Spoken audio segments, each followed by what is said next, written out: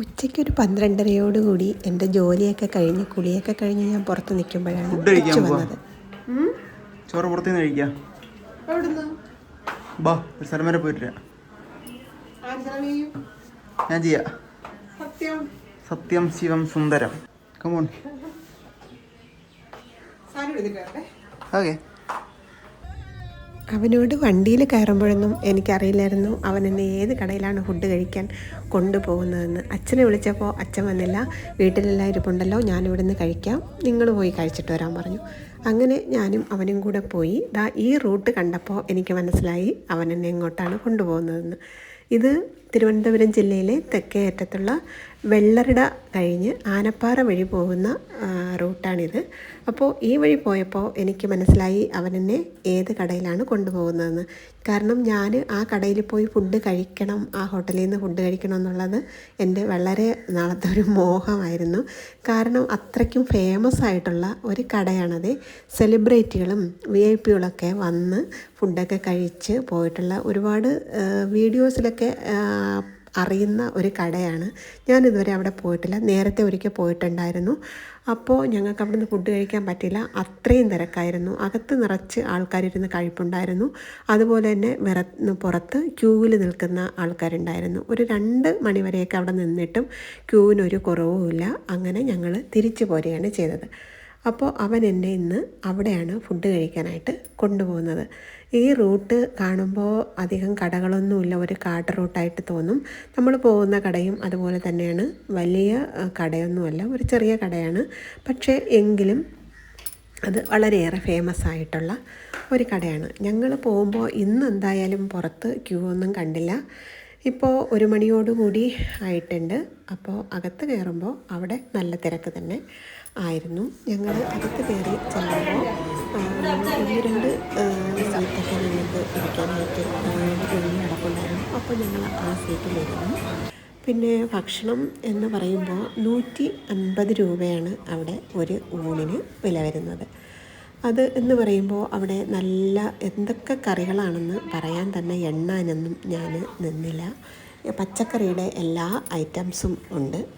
പിന്നെ മീനെന്ന് പറയുമ്പോൾ വലിയ മീനിൻ്റെ കട്ട് പീസ് ഇങ്ങനെ പൊരിച്ച് വെച്ചിട്ടുള്ളതാണ്. നാടൻ ചിക്കൻ പെരട്ട് ഉണ്ട്.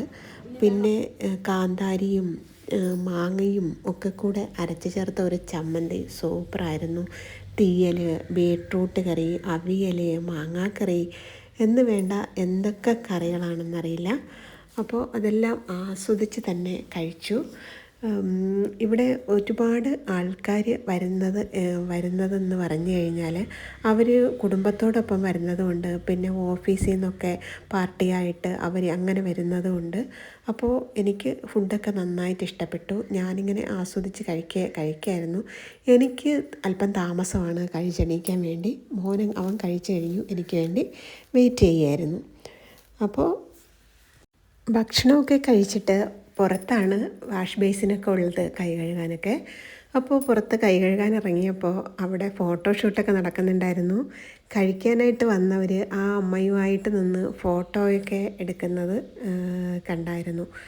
പിന്നെ അത് കഴിഞ്ഞ് ഞങ്ങൾ അകത്തോട്ട് കയറുമ്പോഴാണ് ആ അമ്മയുടെ വിളമ്പുന്നതിൻ്റെ ആ രീതിയൊക്കെ ഒന്ന് വീഡിയോയിൽ പിടിക്കാം എന്ന് വിചാരിച്ചു.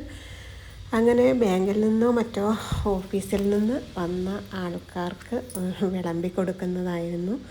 അപ്പോൾ എന്ത് സ്നേഹത്തോടെയാണ് ആ അമ്മ അവരെ ശാസിക്കുന്നതെന്നറിയോ. ഒരു ഭക്ഷണം നിങ്ങൾ കഴിച്ചു കഴിഞ്ഞാൽ ഒരല്പം പോലും വേസ്റ്റ് ഇടരുത്, എന്താണ് വേണ്ടതെന്ന് വെച്ച് കഴിഞ്ഞാൽ വാങ്ങി കഴിച്ചോണം എന്നൊക്കെ പറഞ്ഞ് നമ്മളെ വീട്ടിൽ അമ്മയോ അമ്മൂമ്മയോ ഒക്കെ ഉണ്ടെങ്കിൽ അവർ നമ്മളെ ശാസിച്ച് ഭക്ഷണം കഴിപ്പിക്കുന്നത് പോലെയാണ്.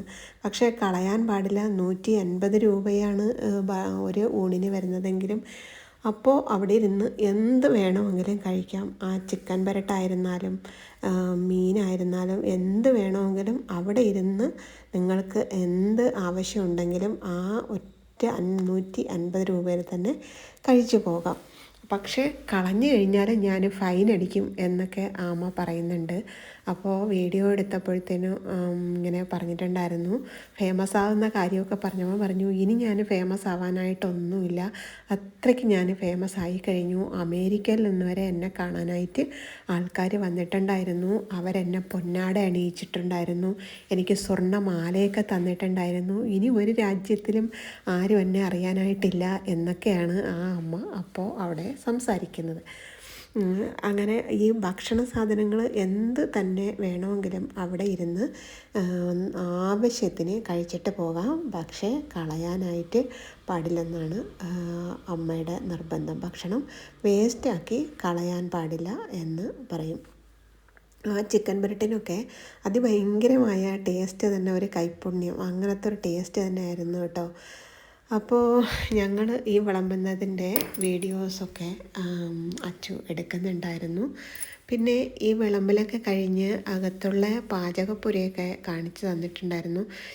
അധികം ഇത് നേരത്തെ ഈ അമ്മ കുറച്ചും കൂടെ അങ്ങ് താഴോട്ടെന്ന് പറയുമ്പോൾ നെട്ടയിൽ വേറൊരു ഹോട്ടലാണ് നടത്തിക്കൊണ്ടിരുന്നത്. അപ്പോൾ അവിടെ നിന്നാണ് മാറി ഇങ്ങോട്ട് വന്നത്. ഇവിടെ എന്ന് പറഞ്ഞു കഴിഞ്ഞാൽ ഇത്തിരി ഫാനൊക്കെ ഉണ്ട്. മറ്റേ നേരത്തെ ഉണ്ടായിരുന്നിടത്ത് ഫാനൊന്നുമില്ല, ഭയങ്കര ചൂടും കാര്യങ്ങളൊക്കെ ആയതുകൊണ്ട് ഈ അമ്മ തന്നെ പറയുന്നുണ്ടായിരുന്നു, ഞാൻ നിങ്ങൾക്കിങ്ങനെ ചൂട് കാരണം സഹിക്കാൻ പറ്റാത്തത് കാരണം ഞാൻ ഇവിടോട്ട് മാറി, എനിക്ക് ഒരാൾ സ്ഥലം വാങ്ങി തന്നതാണിത്, അങ്ങനെ ഞാൻ മാറിയതെന്നാണ് പറയുന്നത്. പിന്നെ അങ്ങനെ ഈ അമ്മ തന്നെ വിളമ്പി കൊടുക്കുന്നത് ആണ് ഇവിടെ വരുന്നവർക്കും ഒരു ഇഷ്ടം എന്ന് പറയുന്നത്. വേറെ ആൾക്കാരൊക്കെ ഉണ്ടെങ്കിലും അമ്മ തന്നെ വിളമ്പി കൊടുക്കണം എന്ന് നിർബന്ധമുള്ള ആൾക്കാരും ഉണ്ടത്രേ. അത് ഈ അമ്മ തന്നെ പറയുന്നുണ്ടായിരുന്നു. പിന്നെ ഒരിക്കൽ എൻ്റെ ഒരു ഫ്രണ്ട് ഈ കടയിലോട്ട് വന്നിട്ടുണ്ടായിരുന്നു. അവൾ സ്കൂളിൽ ജോലി ചെയ്യുന്നതാണ്. അപ്പോൾ അവർ സ്കൂളിൽ നിന്ന് ഒരു ടീച്ചർ ഇങ്ങനെ മാറ്റം ആയപ്പോൾ അവരെല്ലാവരും കൂടെ ഫുഡ് കഴിക്കാനായിട്ട് ഇവിടെ വന്നു. അങ്ങനെ പാർട്ടിയായിട്ട് ഇവിടെ വന്ന് കഴിക്കുന്നവരുമുണ്ട്. ഇതിപ്പോൾ കണ്ടില്ലേ, ഒരു വലിയൊരു മീനാണ്. ഇതിന് സിലോപ്പിയെന്നോ അങ്ങനെ എന്തോ പേര് പറയുന്ന ഒരു മീനാണ്. ഇതിൻ്റെ വലിപ്പത്തിനനുസരിച്ചാണ് പൈസ ഈടാക്കുന്നതെന്ന് അമ്മ പറഞ്ഞിട്ടുണ്ടായിരുന്നു. ഇതിപ്പോൾ ഒരു 3 പേർക്കും കൂടെ കഴിക്കാൻ കൊടുത്ത മീനാണെന്ന് തോന്നുന്നു. അത് പറഞ്ഞ് അങ്ങനെ കഴിപ്പിക്കുന്നതൊക്കെ. ഭക്ഷണം കഴിച്ച് മടങ്ങാൻ നേരം അമ്മയുടെ അക്ഷയപാത്രത്തിൻ്റെ ആ വിജയത്തിനെ പറ്റിയും അവിടുത്തെ ആ പാചക രീതിയും അവിടുത്തെ ആ രുചി വൈവിധ്യങ്ങളെ പറ്റിയൊക്കെ ഞാൻ അമ്മയോട് ചോദിച്ചിട്ടുണ്ടായിരുന്നു. അപ്പോൾ അത് പറഞ്ഞു തരാൻ അമ്മയ്ക്കൊരു പ്രത്യേക താല്പര്യം തന്നെയായിരുന്നു. അത് അമ്മയുടെ വാക്കുകളിലൂടെ ബെല്ലിൻ്റെ അരിയാണ് ഇവിടെ, അതേ എടുക്കും. സാധാ ജയ എടുത്താൽ വെക്കുന്ന വെന്ത് കുഴയും. അതെല്ലാം ബെല്ലിൻ്റെയാണ്. ഇത് നമ്മളെ കപ്പയാണ്. 3 വെള്ളം കഴുകി 3 വെള്ളമാണ് തിളച്ച് വടിച്ച് വേവിക്കുന്നത്. അതാണ് കപ്പയ്ക്ക് ഇത്ര രുചിയുള്ളത്. ഇത് മുട്ടക്കോഴിയല്ല, നാടൻ കോഴിയാണ്. ഇവിടെ മുട്ടക്കോഴി വെള്ളക്കോഴി എടുക്കില്ല, പന്നി എടുക്കില്ല, പോത്തെടുക്കില്ല. മാങ്ങ അച്ചാറാണ് ഇത്. തീയലാണ്. ആർക്കും കൊടുത്തില്ലല്ലേ? ഒരു കവറിട്, ഞാൻ മോക്കിട്ട് വരാൻ തന്നിവിടെ. ഇത് മാങ്ങയും കാന്താരിയും എല്ലാം കൂടിയുള്ള ചമ്മന്തിയാണ് കേട്ടോ. ഇത് ബീട്രൂട്ട് കിച്ചടിയാണ്. അത് മധുരം ചേർക്കും. ഇത് ഇഞ്ചിയാണ്. ഇത് ഇത്തിരി കരിപ്പട്ടി കൂടെ ചേർക്കും. ഇത് ബീട്രൂട്ട് തോരനാണ്. ഇതാണ് തോരൻ. ഇത് എണ്ണയിൽ മത്സ്യക്കാണ് തോരൻ. ഇത് അവിയലാണ്.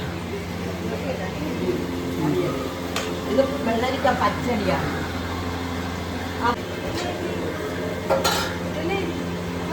മതിയോ?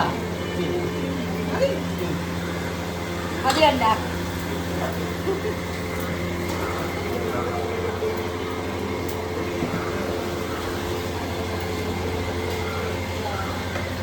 തീയൽ പോലും മോളി എല്ലാവർക്കും എന്തിനാ തീയൽ കൊടുക്കണം.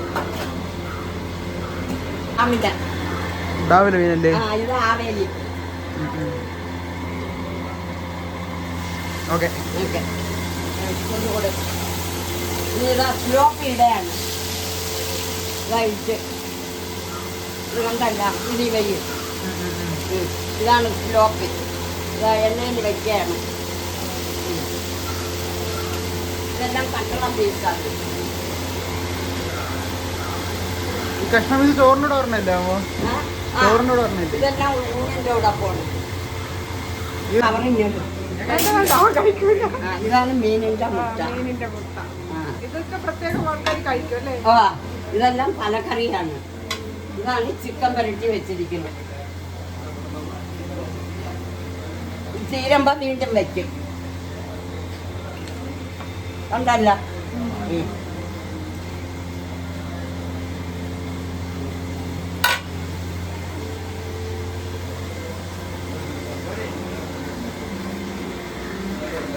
അമ്മയ്ക്ക് സുഖമാണോ?